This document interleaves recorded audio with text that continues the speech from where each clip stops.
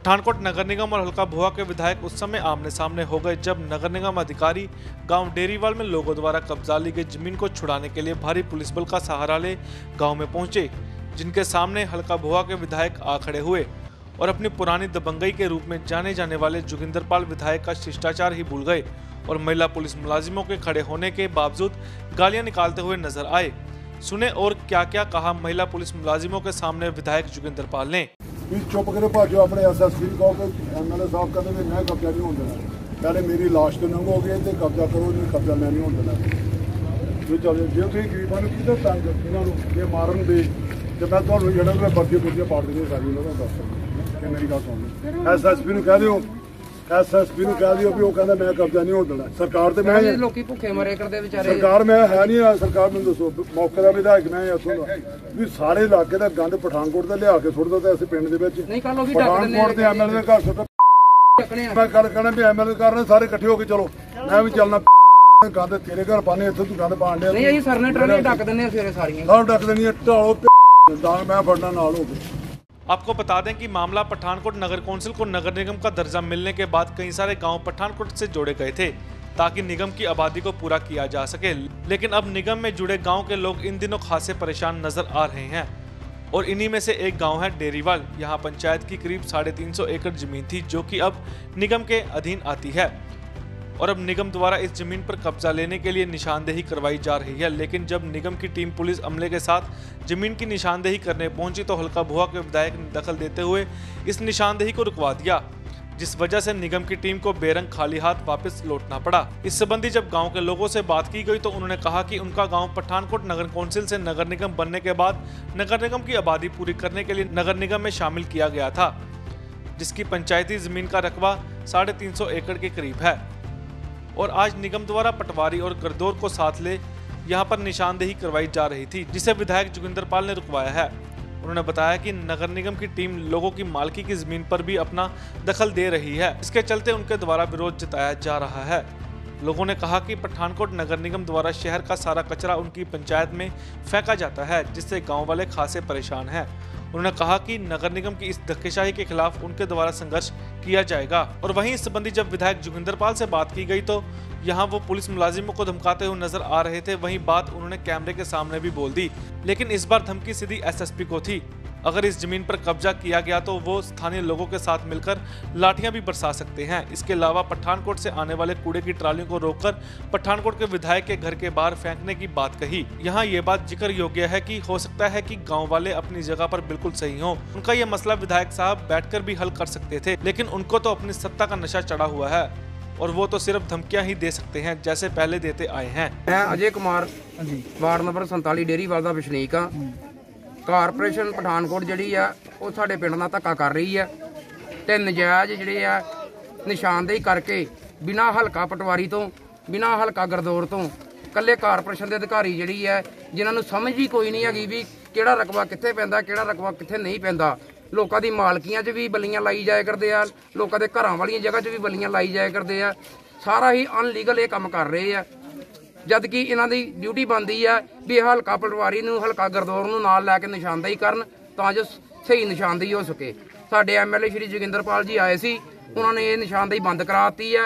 ਕਿਸੇ ਵੀ ਸੂਰਤ ਦੇ ਵਿੱਚ ਅਸੀਂ ਇਹ ਨਿਸ਼ਾਨਦੇਹੀ ਨਾ ਹੋਣ ਦਿਆਂਗੇ, ਨਾ ਇਹ ਕਬਜ਼ੇ ਹੋਣ ਦਿਆਂਗੇ। ਕੱਲ ਸਵੇਰੇ ਠੀਕ 8 ਵਜੇ ਤੋਂ ਲੈ ਕੇ 9 ਵਜੇ ਦੇ ਵਿੱਚ ਅਸੀਂ ਜਿਹੜਾ ਪਠਾਨਕੋਟ ਦਾ ਪੂਰੇ ਦਾ ਕਚਰਾ ਜਿਹੜਾ ਆ ਕੂੜਾ ਆ ਉਹ ਸਾਡੇ ਹਲਕੇ ਦੇ ਵਿੱਚ ਨਜਾਇਜ਼ ਸਿੱਟਿਆ ਜਾ ਰਿਹਾ। ਕੱਲ ਅਸੀਂ ਸਰਨੇ ਚੌਂਕ ਦੇ ਵਿੱਚ ਧਰਨਾ ਲਾਵਾਂਗੇ, ਇੱਕ ਟਰਾਲੀ ਛੱਡ ਕੇ ਇੱਕ ਟੋਕਰੀ ਵੀ ਕੂੜਾ ਹੀ ਆਪਣੇ ਹਲਕੇ 'ਚ ਨਹੀਂ ਆਉਣ ਦਿਆਂਗੇ। ਬਸ ਸਾਨੂੰ MLA ਸਾਹਿਬ ਤੇ ਯਕੀਨ ਹੈ, ਪ੍ਰਮਾਤਮਾ ਉਹਨਾਂ ਦੀ ਉਮਰ ਲੰਬੀ ਕਰੇ। ਉਹਨਾਂ ਨੇ ਸਾਨੂੰ ਯਕੀਨ ਦਿਲਵਾਇਆ ਵੀ ਕਿਸੇ ਵੀ ਸੂਰਤ ਦੇ ਵਿੱਚ ਗਰੀਬਾਂ ਨਾਲ ਧੱਕਾ ਨਹੀਂ ਹੋਣ ਦਿੱਤਾ ਜਾਏਗਾ, ਨਾ ਹੀ ਗਰੀਬਾਂ ਦੀ ਜਗ੍ਹਾ ਜਿਹੜੀਆਂ ਮੱਲਣ ਦਿੱਤੀ ਜਾਏਗੀ। ਜਿਹੜੇ ਕਿ ਅੱਜ ਨਿਗਮ ਦੇ ਪਾਸੋਂ ਨਿਗਮ ਦਾ ਪਟਵਾਰੀ ਆਇਆ ਤੇ ਨਾਲ ਉਹਨਾਂ ਦੇ ਕੁਝ ਮੁਲਾਜ਼ਮ ਆਏ ਦੇ ਆ ਜਿਨ੍ਹਾਂ ਨੂੰ ਇਸ ਰਕਬੇ ਦੇ ਬਾਰੇ ਬਿਲਕੁਲ ਵੀ ਜਾਣਕਾਰੀ ਨਹੀਂ ਹੈਗੀ। ਬਿਨਾਂ ਮਤਲਬ ਦੀ ਗਲਤ ਨਿਸ਼ਾਨਦੇਹੀ ਇਹ ਕਰੇ ਕਰਦੇ ਆ। ਕੁਝ ਲੋਕਾਂ ਦੀ ਮਾਲਕੀਆਂ 'ਚ ਵੀ ਬੱਲੀਆਂ ਲਾਈ ਜਾਇਆ ਕਰਦੇ ਆ। ਇਹਨਾਂ ਨੂੰ ਪਤਾ ਹੀ ਕੋਈ ਨਹੀਂ ਕਿ ਕਿਹੜਾ ਰਕਬਾ ਕਿੱਥੇ ਹੈ, ਕਿਉਂਕਿ ਜਦ ਕਿ ਇਹਨਾਂ ਦਾ ਫਰਜ਼ ਬਣਦਾ ਸੀ ਵੀ ਹਲਕੇ ਦਾ ਜਿਹੜਾ ਇਸ ਏਰੀਏ ਦਾ ਪਟਵਾਰੀ ਹੈ ਪੰਜਾਬ ਸਰਕਾਰ ਦਾ ਜਾਂ ਗਰਦੌਰ ਹੈ ਉਹਨਾਂ ਨੂੰ ਨਾਲ ਲੈ ਕੇ ਨਿਸ਼ਾਨਦੇਹੀ ਕਰਨ। ਉਹ ਮੌਕੇ ਤੇ ਆਏ ਨਹੀਂ, ਉਹਨਾਂ ਦੀ ਗੈਰ ਹਾਜ਼ਰੀ ਦੇ ਵਿੱਚ ਬਿਨਾਂ ਮਤਲਬ ਤੋਂ ਸਾਨੂੰ ਗਰੀਬਾਂ ਨੂੰ ਤੰਗ ਕਰ ਰਹੇ ਆ, ਸਾਨੂੰ ਧਮਕਾ ਰਹੇ ਹੈਗੇ। ਇਹ ਫੋਰਸ ਲਗਾਈ ਗਈ ਹੈ। MLA ਸਾਹਿਬ ਨੇ ਫੋਰਸ ਨੂੰ ਵੀ ਕਿਹਾ ਤਾ ਵੀ ਅਸੀਂ ਨਿਸ਼ਾਨਦੇਹੀ ਨਹੀਂ ਹੋਣ ਦੇਣੀ, ਜਿਹੜੀ ਕਾਰਵਾਈ ਕਰਨੀ ਆ ਉਹ ਤੁਸੀਂ MLA ਸਾਹਿਬ ਕਹਿੰਦੇ ਮੇਰੇ ਤੇ ਕਰੋ। देखो डेयरी वाल आने का मेरा मीनिंग ये है, इत्थों के जिहड़े मेरे लोकी है, मेरी कॉन्स्टिट्यूएंसी जिहड़ी है ये डेयरी वाल तो शुरू होंदी है और ये 350 किला जमीन जिहड़ी है मेरी ये कॉन्स्टिट्यूएंसी की डेयरी वाल पंचायत की जमीन है। हुण ये आ गई है कारपोरेशन आ गई है। कारपोरेशन नूं लालच हो गया है कि 350 किला जमीन के उत्ते कब्जा कर लीए। मैं क्या बिल्कुल ठीक है, तुसीं कब्जा करो, पर जिहड़ी चीज़ की तुहानूं जरूरत है उस चीज़ का कब्जा कर लो। जिथे ना गौशाला खोली आप चोपरे ले ली 30-35 किले जमीन ले ली, छड़ दी। उस तो बाद इन्होंने कारपोरेशन नूं जिहड़ा इत्थे ट्रीटमेंट प्लांट लगाना है कूड़े वास्ते वो भी लाने आप राजी हैं, चलो ठीक है यार डिस्ट्रिक्ट पठानकोट है कोई गल नहीं। उहदे तो बाद रब की मार पै गई, जिहड़ा नलवा ब्रिज का पानी आया 100 किला जमीन वो लै गया। उत्थे तो कोई कुछ नहीं कर सकता, मैं नहीं कर सकता, कोई भी नहीं कुछ कर सकता।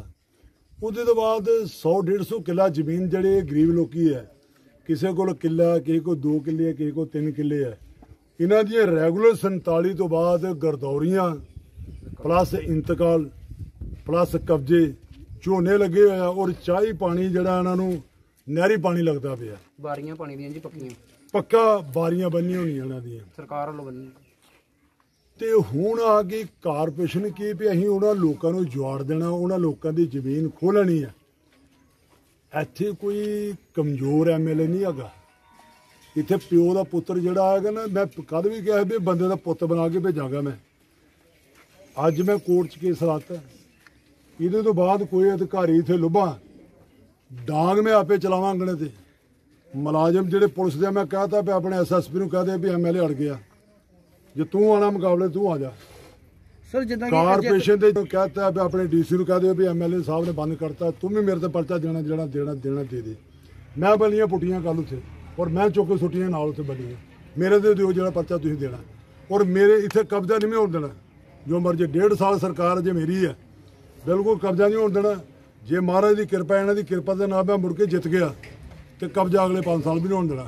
और मेरी गल चलदी पई है, ये मैं कारपोरेशन चों पिंड बाहर कढा देना, ये जमीन ही खोह लैनी, इन्होंने बिल्कुल जमीन नहीं आपा देनी। मैं इन्होंने सारे नूं गल कह रहे हैं, CM साहब नूं लैटर मेरा चल गया, CM साहब नूं मैनूं लियाने पेगा तो मैं इत्थे लै आना। और सारे शहर का गंद जिहड़ा मेरे पिंड च सुट्टिया जा रहा है, कल बिल्कुल नाकाबंदी कर दिओ, मरना मंजूर कर देना। मैं भी तुहाडे नाल आवांगा, कोई ट्राली नहीं लंघण देनी, क्योंकि उत्थे पठानकोट जिहड़ा अमित विज है पठानकोट का MLA, ਉਹਦੇ ਘਰ ਕੂੜਾ ਸੁੱਟਾ ਜਾ ਕੇ, ਸਾਡੇ ਕੋਲ ਅਸੀਂ ਕੂੜਾ ਨਹੀਂ ਆਪਣੇ ਇਲਾਕੇ ਸੁੱਟਣ ਦੇਣਾ। ਬਿਲਕੁਲ ਬੰਦ ਕਰ ਤੋਂ ਮੈਂ ਬੈਠਾਂਗਾ। ਪਠਾਨਕੋਟ ਤੋਂ ਕੈਮਰਾਮੈਨ ਅਭਿਸ਼ੇਕ ਭਾਰਦਵਾਜ ਦੇ ਨਾਲ ਅਜੇ ਸੈਨ ਦੀ ਰਿਪੋਰਟ।